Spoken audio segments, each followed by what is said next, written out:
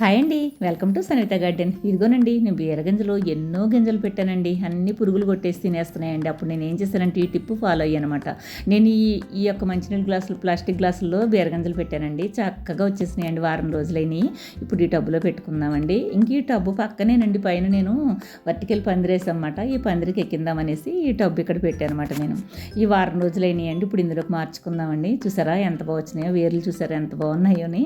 చక్కగా బాగా బలంగా వచ్చినాయండి. గింజలు కూడా బాగా మొలిసినాయండి ఇవి.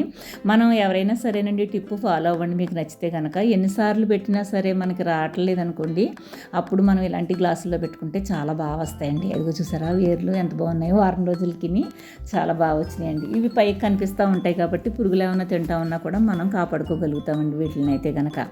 సరేనా? మరి ఇలా అయితే కనుక మనకి విత్తనాలు వేస్ట్ అవ్వకుండా ఉంటాయి. మీకు ఈ వీడియో నచ్చితే కనుక ఫాలో అయిపోండి. ఉంటాను. బాయ్ అండి.